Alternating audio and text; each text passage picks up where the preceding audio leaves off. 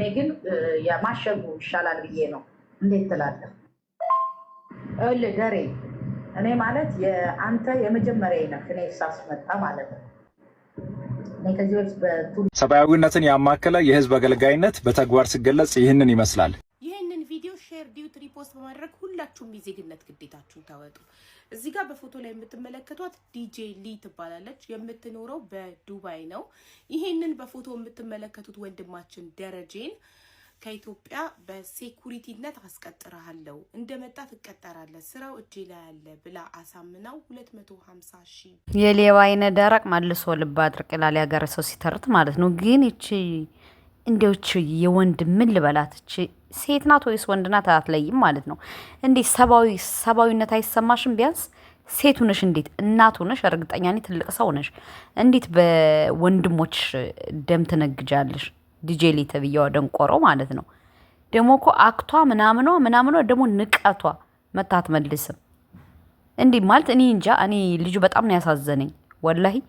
በረመዳኑ ቀን ሙሉ ውሎ ማታ አፍጠር ሰዓት ሲሆን እየበላ ማለት እኔ እንጃ።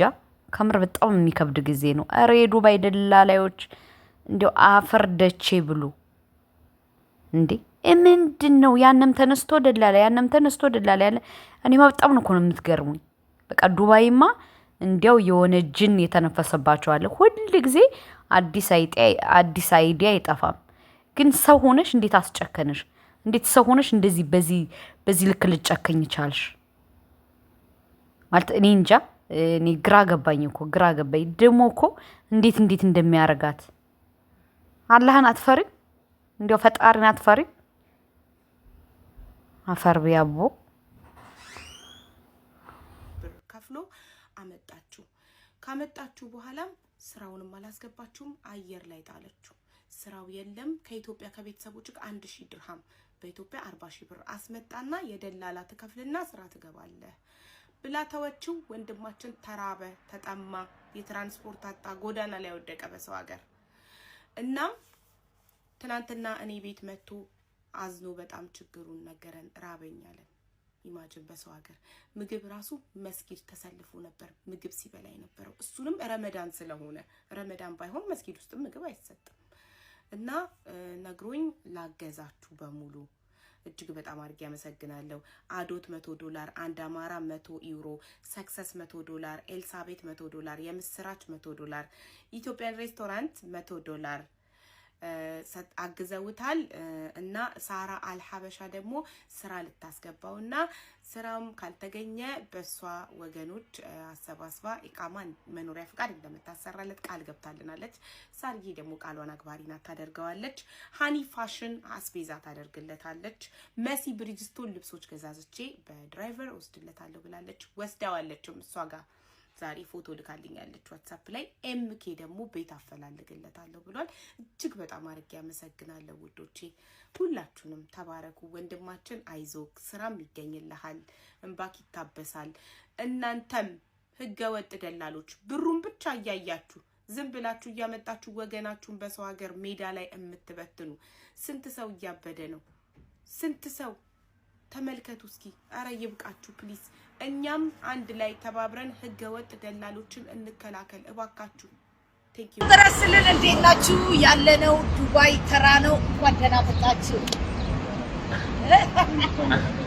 እንግዲህ ቪዛ ሰተናቸው ጌታቸው ችለን እንደዚሁ ማሳረፊያ ነበሩ። አሁን ወደ ስራ ልንሄድ ነው። እንደኛ ናት ዱባይ መጥቶ መስራት የሚፈልግ ሰው እኔ ሳላስበው በ15 ቀን ያለቀልኝ ዲጄ ሊ ጋር መጣችሁ ማሰራት ትችላላችሁ።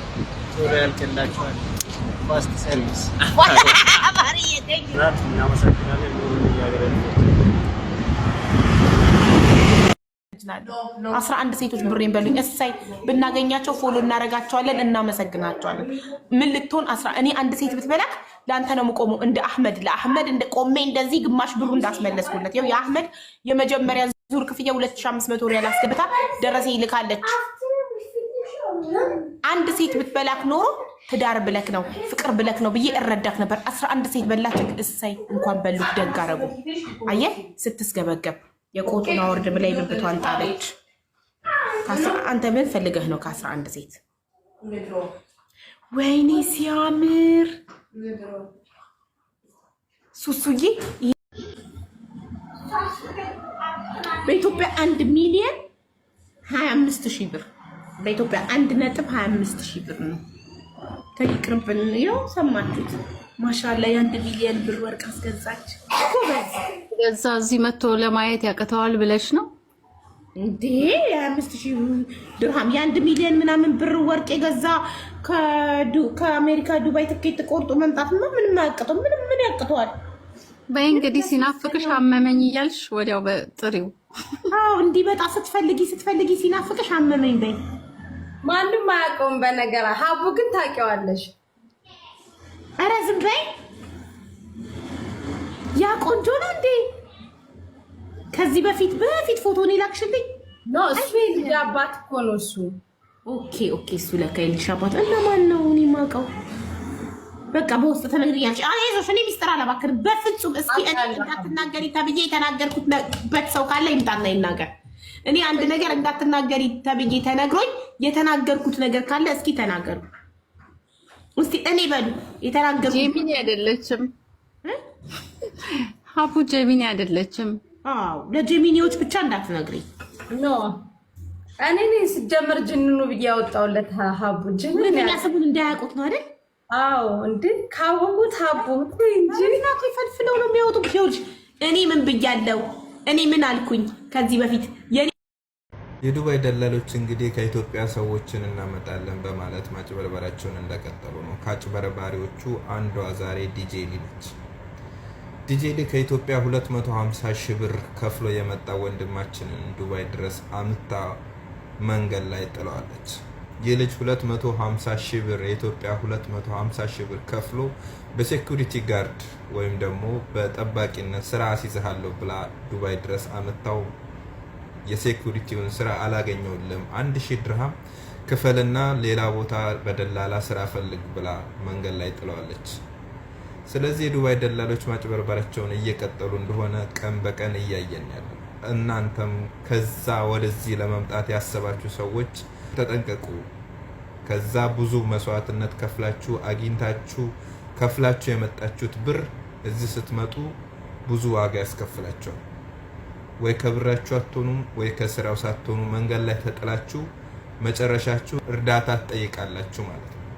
ይህ ልጅ እንግዲህ 250,000 ብር ከፍሎ መጥቶ ዱባይ ላይ ከጣለችው በኋላ ለትራንስፖርት ራሱ 10 ድርሃም እጁ ላይ አጥቶ ወደ ሚዲያ ላይ መጥቶ እርዳታ እየጠየቀና ማን እንደዚህ እንዳደረገው ተናግሮ ነበር።